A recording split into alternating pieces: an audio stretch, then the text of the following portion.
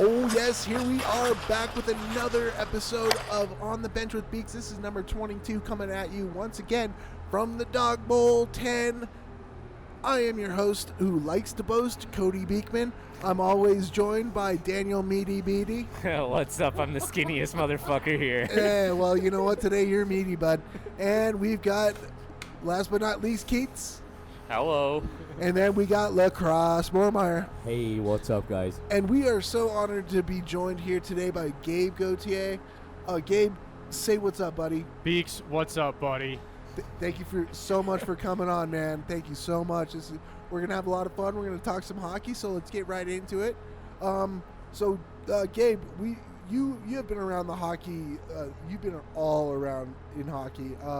So we're gonna take it right from the very start. It's like, can you tell us a little bit how you got into hockey and how you kind of decided to make this like such a big part of your life? Absolutely, great question. And the cool thing about this is now we can do multiple podcasts, right? So I can come back and talk more because it'll take a while before we get to that Vegas part. Oh, yeah. But because one I'm a talker, and two I've had quite the journey. But oh yeah, it's been great. So I grew up in Southern California and played all my youth hockey there, and got to the point where it was either play somewhere else or just follow a certain path.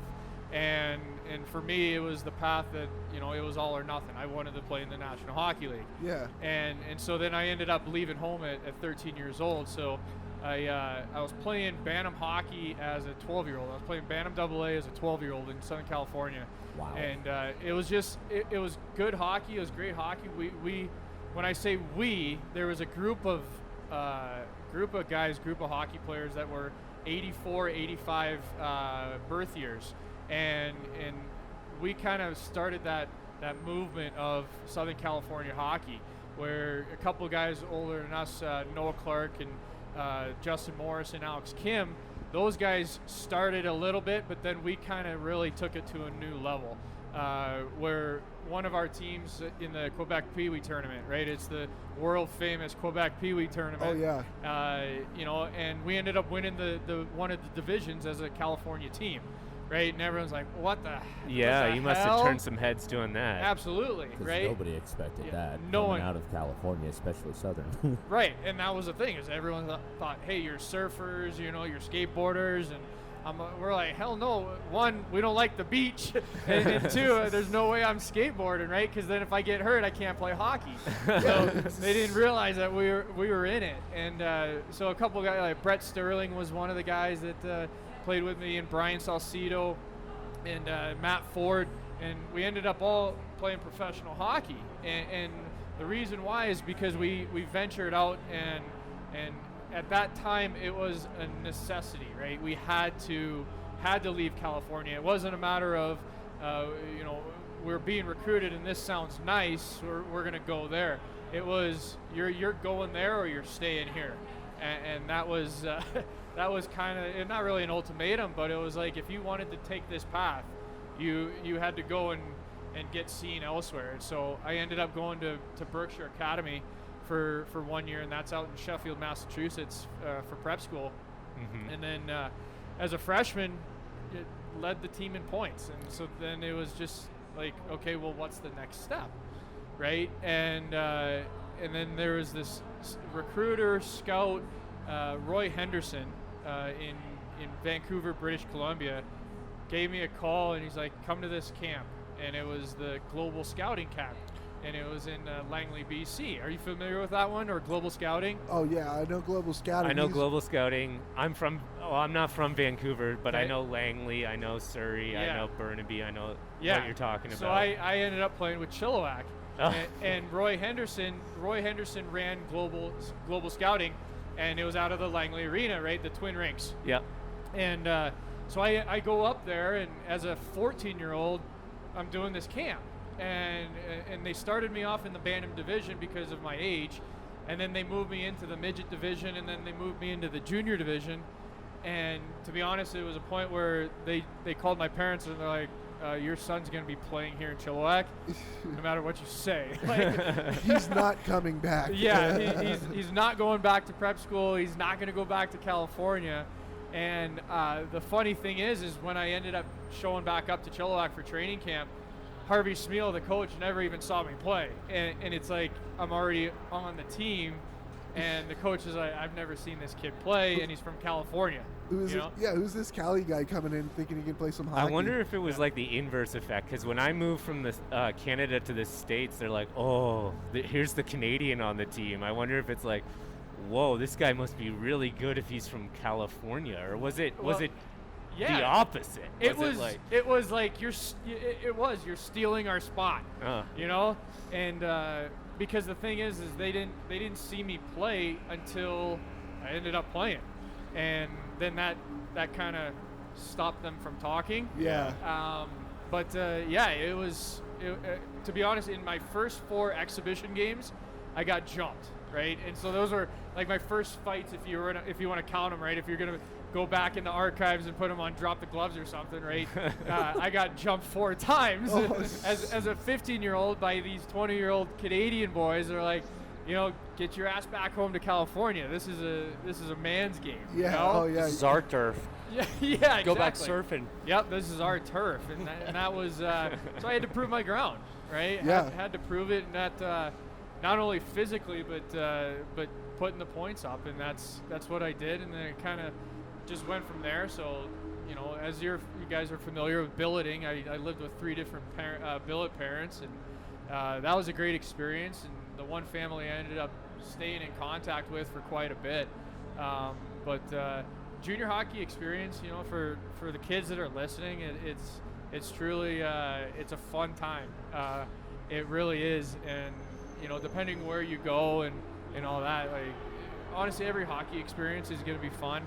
But you know, when you're playing junior hockey and then you're leading into college hockey, it's a lot of fun. Oh yeah, and so exactly, which leads me to my next question. So, how did juniors end up in you deciding to go to Denver University? So great question, and you know, not a lot of people ask that. It's like, you know, it's kind of this expectation, or some people are so naive that it's like, okay, well, the schools pick for you. It's like, no, man, you get the opportunity to pick and choose, and there were quite a few schools that I had an opportunity to look at, and I narrowed it down to 3 schools or universities. And the first one was Michigan State, second was Boston University, okay, and then the third was DU.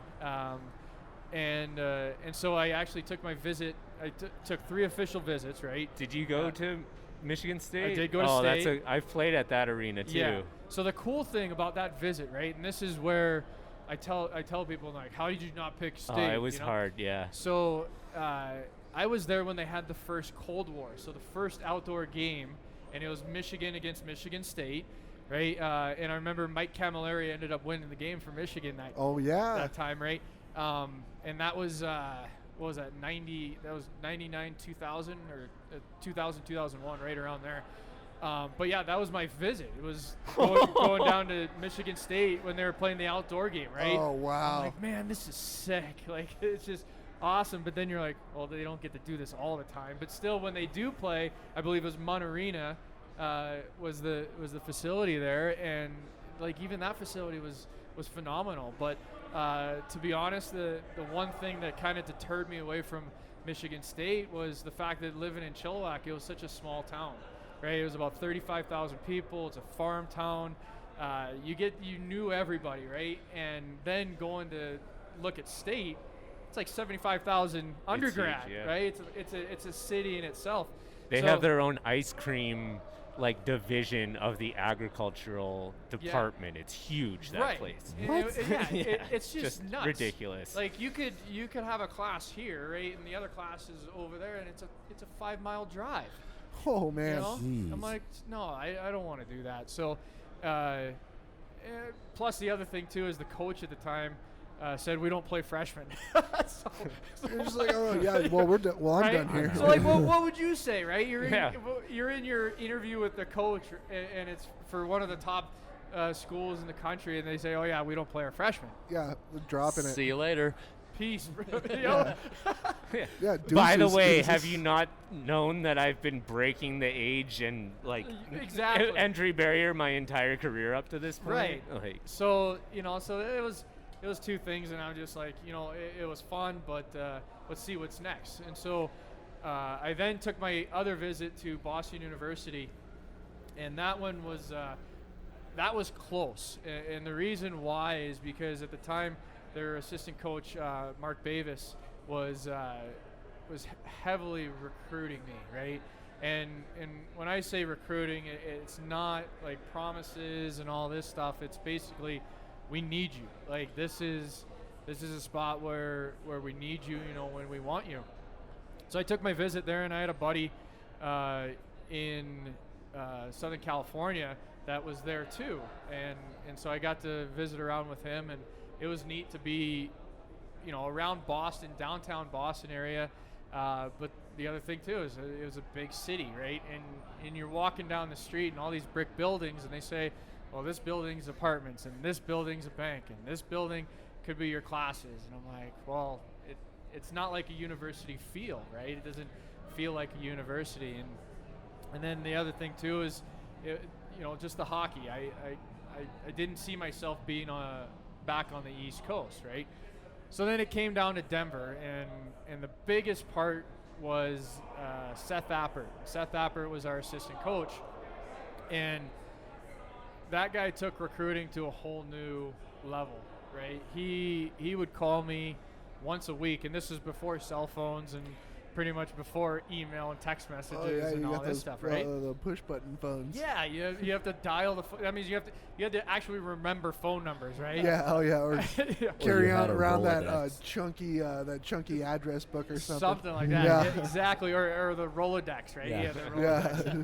But he would call my billet house once a week, right? Always checking in. It's like, how you doing? How's school? How's the girlfriend? How's the team? You know, all this stuff. And then it became a relationship, right? Where it wasn't player and coach. It was more like best friends, right? And big brother. Yeah. And that was cool, because then, you know, stepping into university, whether being an athlete or just you know, a student, it's an overwhelming experience, because you're coming from a high school, regardless of where you are, right? You're automatically walking into something at least triple the size of what high school was before.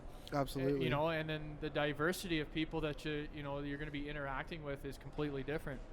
And so that kind of helped with that transition. So I came down here on my visit and got to go around the room, and the cool thing was they showed me in the dressing room, and this was the older dressing room, not the new one now that everyone sees, right? Yeah.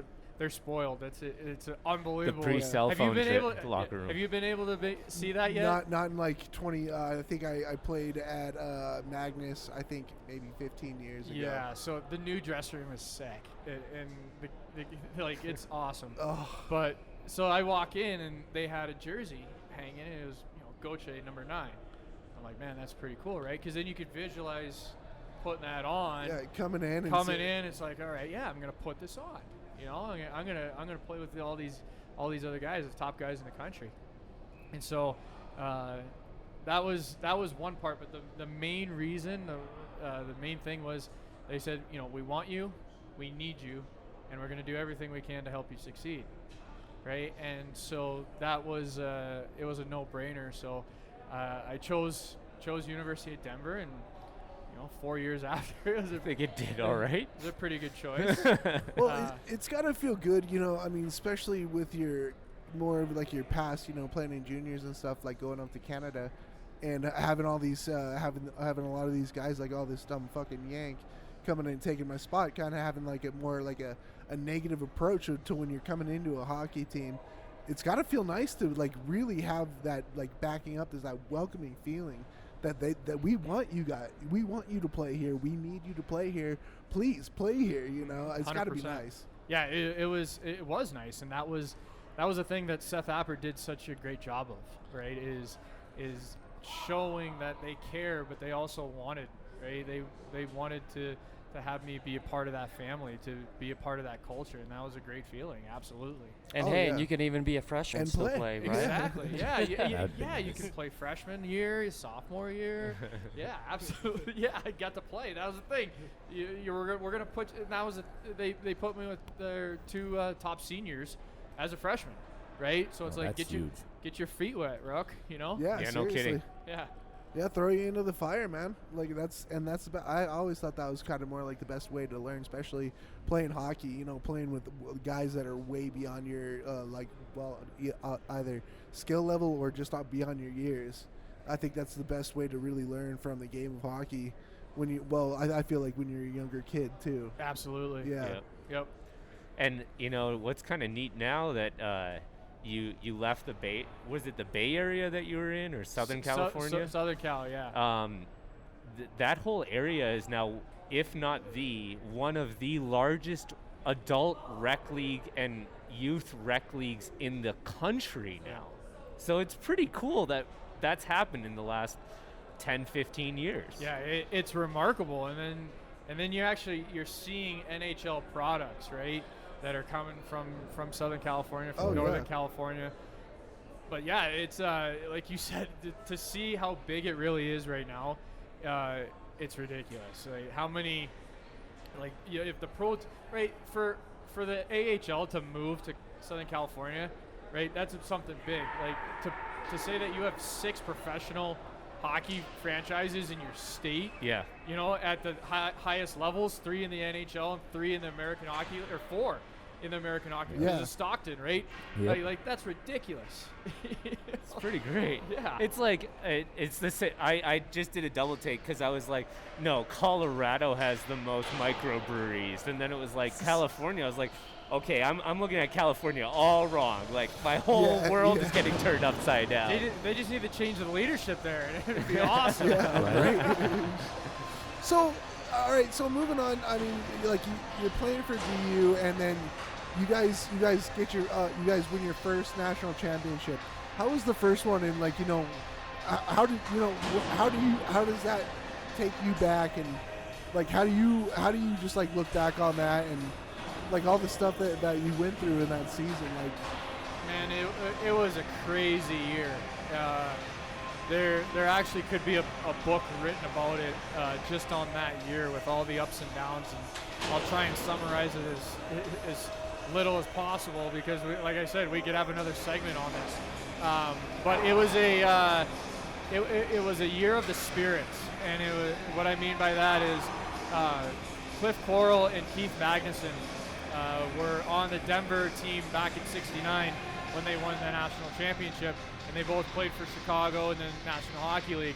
And they came into our dressing room at the start of the year and talked to us about what their team did in '69, right, to be successful and to be national champions. And we then formed a mission statement based on what they were talking about. Fast forward into midway through the season, like we were towards the bottom of the standings. Like we were not doing good, and it was during Christmas. It was right before Christmas, I believe, or right after Christmas. But Keith Magnuson, unfortunately, was in a fatal car accident in Toronto, and that shook up not only the whole alumni university, but shook us up too, right?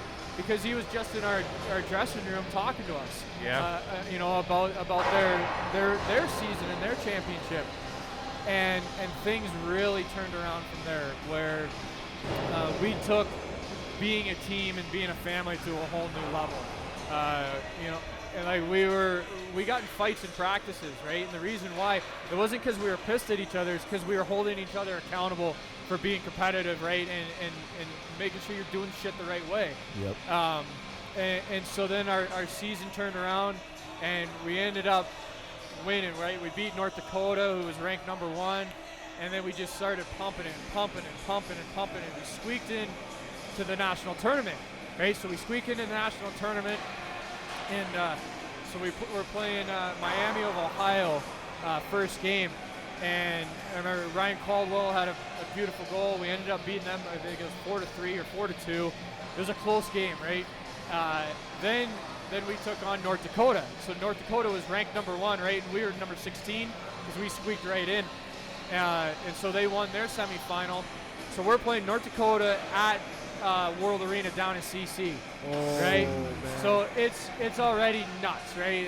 The place is half North Dakota, it's half Denver, right? It's crazy because North Dakota does have some of the best traveling fans in college hockey, bar none. Oh, right? easily, like, yeah. Easily the best fans. And so we're playing them. Ends up being a 1-0 game. We beat them 1-0. And Wow. like it was stupid. Like they were so pissed, right? Because they were ranked 1 all year. And then a number 16 and comes and just right. 2 games in a row, too. 2 games in a row, right? And so then now we go to the national championship, okay? So the national championship's in Boston, right? And it's us, Duluth, BC, and Maine. So it's a WCHA Hockey East matchup. oh man. Right? And here's the crazy thing. So we're doing the opening ceremonies, and Boston University was actually the host university for the national tournament. So we're there, and their coach, Jack Parker, is giving the opening ceremony speech, and he's going, and by the way, we're at Fenway Park while this is going on. So we're at Fenway Park, we see the Green Monster, and he's talking, Boston talking, and as he wrapped up, he left it as, we have 4 great schools here, but no doubt in my mind, the best conference will come out on top. Uh-oh. Right?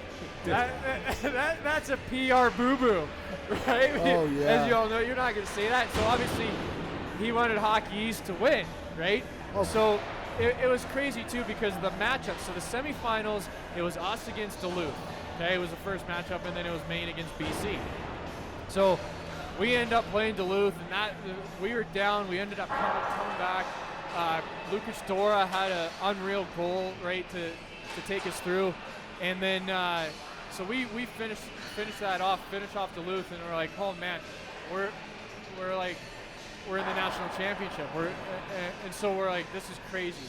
The whole year we never thought, Yeah. right? But it was that turning point, right, of Keith's passing that he then basically was helped us in spirit, right? Because then in the national championship game, there were so many things that you go back, you watch it, and you're like, that should not have happened, right?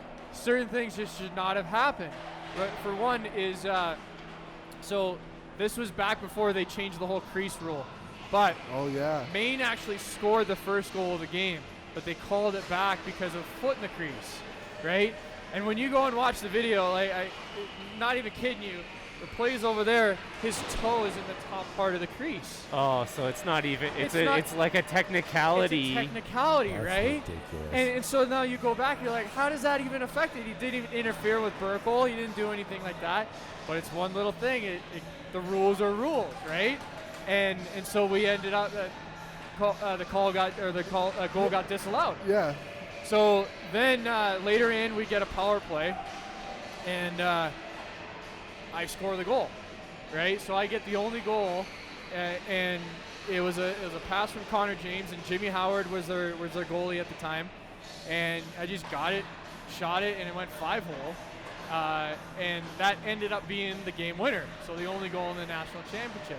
But we killed off a 6-on-3 with a minute and a half to go in the game. You were in the Okay. penalty box for that too. Hell Yeah, yeah, Beeks. exactly. You must have been shitting your pants. Dude, so I'll lead you up to this point. So about 2 minutes ago, Matt Latch gets a hooking penalty, right? And so he's in the box, and so I'm out on the penalty kill. So I don't know if I won or lost it, but anyway, puck gets cleared, and they're coming down. And they go to flip it in, and the guy fans on the flip, right? And I end up catching it, and I go to play it with my hand, and they call me for Palming it. closing my hand on the puck, delay a game, Of course. right? So I'm like, well, yeah, if you break it down into instant slow motion, yeah, it looks like throwing the puck, right? But anyway, got thrown in the box, and it's just like, oh, man. So it's now 5-on-3 with a minute 38, I believe it was, right? Because I knew that I was in the box regardless, okay? I was in the box regardless. They had to either score or we're going in overtime before I got out. And so Matt Latch is sitting there just heads down, and I'm giving him the play-by-play because I'm like, you know what, we got it, right? And there was 2 plays. One, the most distinctive play, was the puck got passed across crease, and Adam Burkle is completely out of the net. Matt Carl puts his stick down, right, and the main player hits the shaft of his stick. On the come down, right? On the come down, and the puck gets deflected out of play. Like, when I'm talking about a wide open net, like Beeks, this is a wide open net. Oh, man. Okay? And Carl just puts his stick down, and we're like, that was Magnuson, right? That was key. That would be Magnuson, Okay? yeah. and it was, so that's why it was the year of the Spirits. And so we ended up winning the game because there was about 15 seconds left, and things you're like, why would you do this? Why would you do this? And they sauced a pass across On right? a 6-on-3. On a 6-on-3, they did a sauce. He sauced it. The guy's on the wing, and he sauces it to the far point. Why would you do that? What happens? The puck bounces out of play, or it bounces out of the zone, and then they couldn't get back, right? But it's like, why would you do that? Magnuson took the puck. Just hand of God, just get that out of here. Exactly. So the vibe. So that was a championship. It was unbelievable, and the experience was Gigantic. yeah, absolutely. Unbelievable. Yeah, Shakespearean, almost. absolutely. Like, definitely, man. So then the next year you go back again and you take the NCAA championship again. Yeah, we go back to back, and that year actually we had a damn good team. Like, we had some talent. Stastny, was a freshman at the time. Yeah, and, Polly Walnuts. Polly Walnuts, absolutely.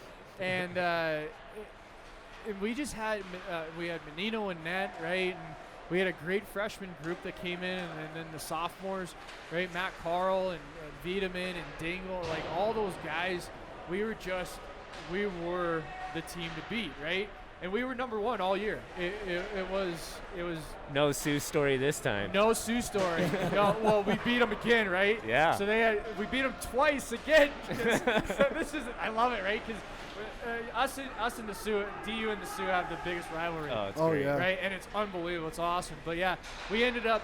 So we'll just fast forward through the year, and we were playing in the WCHA Final 5, right? And this is at the Excel Energy Center in Minnesota, and we had their number all year. And again, had it again. And so they ended up tying the game late, and we go into overtime. We're out there. I'm out there. I take the face-off, win the face-off. D to D, regroup, boom. I get the puck. I go in. I walk inside the blue. I cut back, go to the center, and just rip a wrister, and it goes over Lamoureux's shoulder. Right glove, just and it was sick. So so we ended up beating North Dakota in the WCHA Final 5, right? So that's the first time. Then we go to the Frozen Four, okay? So Frozen Four, this is another unique thing about it. All 4 teams were from the WCHA, right? All 4 teams were from the same conference. It was unbelievable. It was us, CC, Duluth, and North Dakota. Wow. All in the Frozen Four, right? And people go, well, how that was rigged. It was rigged. It was not rigged. Like, all of the teams won their division Separately, right? and Separately got there. and got there. It just proved that the WCHA was the top hockey producer. Take that, Boston Exactly. University. Back to back, and Man. not only back to back, but it was the 4th in a row for the WCHA, because the 2 years prior to Oh. us, it was Minnesota. Yeah, that's right. Right? So it was all WCHA. So then now we're playing. Well, first let me just say we pumped CC, because we always got to say that. We pumped CC. Yeah, take that, CC. Yeah, 7-1, and then Ooh. it was a bad one. They had to fly back with us on the plane back from Columbus, right? Because this is the jersey I was wearing. I bet you that It- was an awkward plane ride It for was them. 100% awkward, right? Because on the way there, we sat in the back of the plane. They sat in the front, right? It's all happy, giggles, blah blah blah. then after we beat North Dakota, 4-1, I think it was. Paulie Walnuts had a couple goals, Yep. and then he fed me for the empty netter, right? And it was awesome. So it was back to back, and that was such an awesome experience because, like I said, we knew we had that gut feeling, right? That no matter what game we were going into, like we're either taking this to overtime or we're winning in regulation. Like we just had that confidence, and it wasn't arrogance, right? It wasn't being cocky. It was just confident, right? Because we had a lot of guys that were returning from the previous year, the 04 year. We had a great freshman group coming in, and we had that vision, that mentality from when Keith Magnuson and Cliff Coral came into our room the year before, right? And so it was part of the history. And so then on the flight back, CC's sitting in the back of the plane. We're sitting in the front of the plane. We have the lights on. We're playing cards. They have to watch it. And they had to sit there and watch it, right? And this was back before all the airplane regulations where you could actually walk on the plane and all that. So we're walking around with a trophy, and all that stuff. Just rubbing their noses in it. Yeah. Hey, it's not your fault they're on your flight home. We you didn't know? make the mistake, Yeah. right? But so we ended up flying back with CC, and that was just another great experience. But each one had its own uniqueness. Oh yeah. Of victory. That's incredible. So let's move on. I mean, we seriously could keep going, right? oh yeah. I told you, Beeks. Like, Oh yeah, totally. I didn't doubt you. So I mean, for time constraints. Yes. Let's move on. Because that's to, always been our biggest concern Oh, on this right. show. So let's move on to after you graduate, what path did you decide to take after graduation? Like where did your where'd your career start to take you from there? Yeah, great question, and I will say too, because this will lead into another segment, is we say graduation lightly because I didn't officially graduate until 2019. I went back and finished my degree. Oh wow. Yeah, so I just officially graduated on paper back in June of 2019. Nice, So congratulations. thank you. So the path I took was 4 years playing university, but I screwed around because we won the championships, right? And so I screwed around. I didn't go to class that much, and so it prolonged the credits. But anyway, then I chose to play professional, and I wasn't drafted. I signed as a free agent with the Los Angeles Kings, and it was the organization that I grew up watching in Southern California. So that was, to say a dream come true is an understatement. Yeah. That's pretty cool. And then got to actually play for them. So I got to play 8 games with the Kings, which was phenomenal. And to be honest, some of it I still can't remember all of it. Because it's just, it was such a blur, right? And it was such an awe moment. And I'm like, oh, dude, I couldn't take it all in. But my first game I got called up where I had to go and meet the team in Dallas. So they were playing the Dallas Stars. So I meet the team there. And it was a Saturday, and then we played in a Sunday afternoon game. So anyway, leading up to the game, see all the guys and, hey, welcome, all that stuff. And I get all the Kings gear, right? They swap out all my Manchester Monarchs, the affiliate AHL stuff, and I'm like, man, this is nuts, right? Oh yeah. Wearing a Kings jersey, it's just crazy. And then what made it crazier is Mark Crawford was a coach, and he comes in the room to do the starting lineup, and he looks around and he goes, well, yeah, why not? Let's do it. Coach, you're going to start. Bull. No way. Dude, yes. So he goes, Coach, you're starting. Zyler, you're on the wing, and Ivanons is on the other wing, right? So Zyler was my buddy that we were playing in Manch together, and then Ivanons was the tough guy, the enforcer for the Kings. And so I'm starting lineup. First game, and I'm in Dallas, and I'm starting. And who else do I face? They're like, man, that's unreal. I can't believe you're starting. Well, yeah, I'm also facing off against Mike Modano. Oh my God. Fuck off. So I'm facing off against Mike Modano, and then you got Yuri Lettinen, and then you got Yossi Jokinen, and then you have Zubov, and then you have Boucher, and you got Turco in net, right? Jeez. That was Good the- luck, bud. That was the starting lineup. So, shaking like a dog Dude, shitting razor blades and or something. I'm in there, and I'm like, taking the face off, right? So I'm in there like a gritty pit bull, little, and Modano's just sitting there all cool, like, look at this rock, Just poking his stick in there. Yeah, he ends up winning the face-off just by the little flick of the wrist, right? So he wins the face-off, and it goes back to Zubov, and then Zubov to Boucher. Boucher turns it over to Zeiler, excuse me. Turns it over to Zeiler, and I jump into play. Excellent. Okay? And now it's a 2-on-1. Me, Ivanons, he gets the puck over to me. I'm at the top of the circles. Put the shoulder down, I fake the shot. Turco goes down. I go to the left, I shoot, I hit the post. Oh, God. It goes out. It doesn't go posted in. It goes posted out. And that was 7 seconds. 7 seconds into my first game, first shift. Wow. Jeez. My Lord. Jesus. Oh my God, that's That's amazing, That's just man. nuts. So I always try to ask. So any sweet locker room stories you got those 8 games you played? Some dirt you might have on some of those guys you maybe want to share with us? You gotta ask. There's dirt. Remember, they're in a bubble. Yeah. They can't get to you, right? Yeah, exactly. No, well, all the guys that I know don't play anymore, so that's the thing, right? They'll just But, show up to your house or something. Well, we'll just say this, that it involves bleaching, okay? And it involves the exit of the body. Oh, man. Anal bleaching? Ah, there you go. Oh, my God.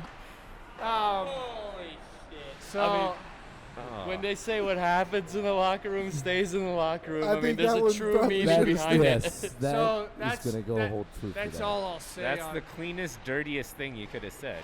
So that's all I gotta say about that. Oh, man. Anal bleaching. That's Wow. a That's a new an one. Interesting. Yeah, that's a new one on me. That's for sure. Right? Wow. All right. Yeah, look it up. Oh, God. Unfortunately, I know. Google that all shit. Don't do it at home either, kids, Right. please. Yes. Wipe sure your you wear browser gloves. after that. Wipe your browser after that. Wear gloves too. Yeah. Oh, totally. All right. So moving. And not after Taco Tuesday. Oh, God. He went there. We didn't even have to. Yeah. Normally that's our job. That's pretty nice. We don't have We to. barely opened the door, and he just Yeah. kicks that thing in like a police SWAT team. Oh, that was. Oh man, that's a fucking beauty right Yes. there, man. I like how he was like, I'll just be really subtle about this, and then like 10 seconds later, he's just like, Setting the stage. Setting the stage Set with the the bleach. mood. Yeah. Oh, then of course I jump in. Oh, anal bleaching? Yeah, bro. Well, and you say it like it's like, oh yeah, no, Well, you That's- say it like you do it every Saturday. Yeah, it's like a daily occurrence. it's not foreign waters to me, so whatever. I don't do anything. Somebody else might be doing it. For me. Sorry, CNAs. Anyway. you just take it day by God. day, right? Oh yeah. Yeah, absolutely. Day Lord. by day. By day by day. All right, I'm gonna try to gather myself enough to ask you a new question here, Yeah. boys. Please. Yeah, Hey, let's take the unclench a lead little here. bit here. Do you need to get the anthem singer on or what? Oh my God, I don't know. I told you, this is gonna be more than one segment. Oh, Okay. clearly, yes, absolutely. So, where do you guys broadcast out, or where do you? We Thornton right down in my in garage. your garage? Yeah, the basement. Yeah. yeah, I go down to my basement. Down in the basement with the anal bleach kit. the garage one time. Great, I'll bring the Yeah. bleach. Well, in that case, We'll let the experienced veterans go first. Yes. We'll let the there's the goal light. There's the goal light. No, but Beeks, I'm serious, man. We need to have more segments. Oh, Oh, yeah. absolutely. Okay. Well, if I think that's the best time to end right there at anal bleaching. And Yeah. I think it is the best time to Yeah. close it out. Oh my God. Like, You like- can't get any higher than that. We have reached the pinnacle of this whole entire thing. Like when you're going to clip this, right? Yeah. And then you title it "Anal Bleach," like Oh my that, God. that should be the segment title. Oh, Good- in good my time head, I with was already Gauthier. like, we get the biggest insights in the league from Gauthier. Every time I think of LA Kings, I'm gonna think of anal bleaching. Oh, now. Yeah. Well, they've got 2 cups, and they are pretty proficient at anal bleaching. God, could you imagine what they did with that cup? It's very clean. I don't. Oh my God. You can eat right out of it. Thank you, Phil. oh, Lord. Good Well, stuff. damn it, Gabe, that was awesome. Thank Yeah, you so much. thank you. This was a fun one. So everybody listening loved it. that hopefully is still listening, we'll have part 2 of Gabe Gauthier very soon here. So Gabe, if you don't mind actually signing our banner here, bud. Absolutely. Be Yeah. honored to do it. Now, Beeks, I'll ask you, what number do you want me to sign it? Do you want me to go number 9, my college number, or 28, my pro number? What would you rather? Well, since you're wearing that beautiful DU jersey, Gotta go 9, and baby. so am I, baby. Gotta go 9, Gotta go baby. 9. Yep. That sounds All right. good. Well, guys, let's wrap this one up, or Yeah, well, let's get a picture of good old Goats with anal bleaching in mind. yeah. There he goes. Draw a bleach bottle next to it. Yeah.